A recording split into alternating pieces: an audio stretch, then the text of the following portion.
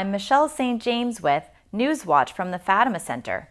Researchers are reporting from a new study that the MERS virus may be deadlier than SARS. If you haven't heard, there is a new respiratory virus emerging in the Middle East that sprung up last year and appears to make people sicker faster than SARS, but doesn't seem to spread as easily. Since last September, the World Health Organization has confirmed 90 cases of MERS, that stands for Middle East Respiratory Syndrome, and of those 90 cases, 45 have died.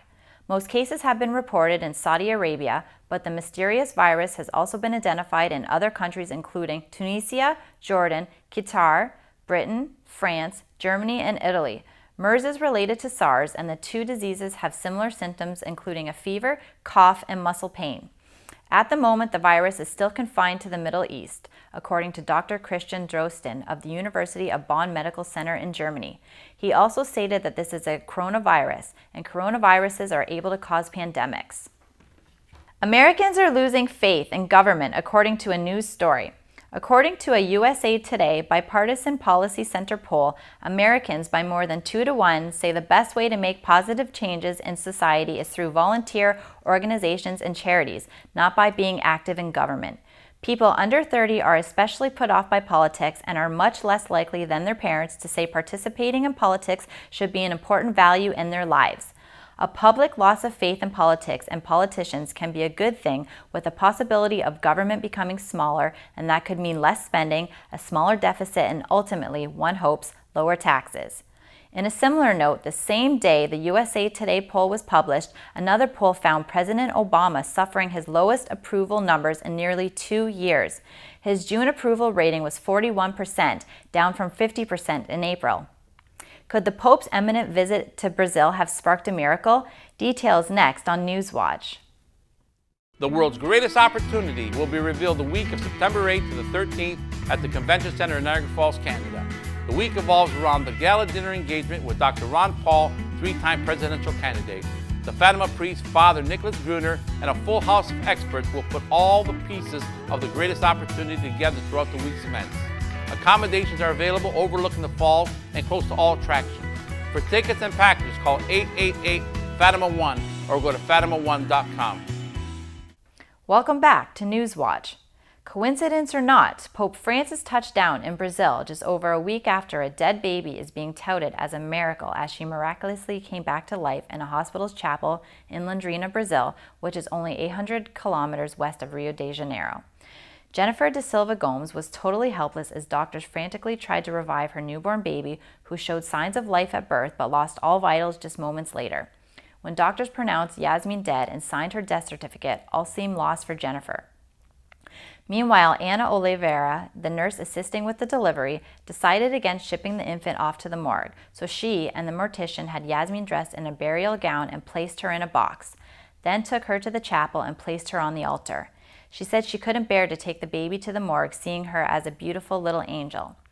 In a strongly placed statement to the press, Oliveira said she could assure everyone the child was dead. Her pupils didn't respond to light. All her vital signs pointed to a complete absence of life.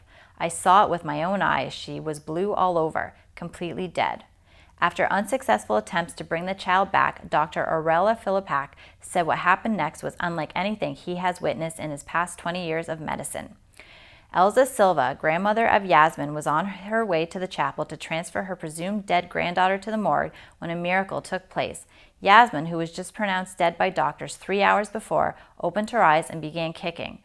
When asked about a possible medical explanation, Nurse Oliveira said she stopped to consider medical explanations, then decided there were none. Simply put, it was a miracle. Jennifer, the mother of Yasmin, said it best: "There is no explaining miracles. They happen as God wishes." Egypt's Mohamed Morsi has been accused of murder and kidnapping before rallies.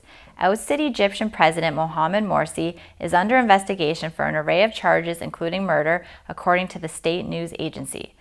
The army has said he is being held for his own safety, but the MENA news agency said the former president would now be detained for 15 days as a judge investigated a raft of allegations. Military officials have told Morsi's Muslim Brotherhood to end its protests and work with a new interim government or face the consequences, raising fears of a crackdown against Islamic protesters camped out by a mosque in a Cairo suburb. Army helicopters buzzed low over Cairo shortly after noon prayers ended, and both sides warned of possible bloodshed. There were no reports of major violence by mid-afternoon today. Japan is mulling over the ability to hit enemy bases in a new defense review.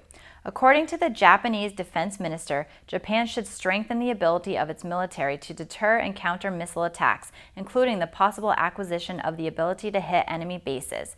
This proposal is Japan's latest step away from the constraints of its pacifist constitution and part of a review of defense policy by Prime Minister Shinzo Abe's government.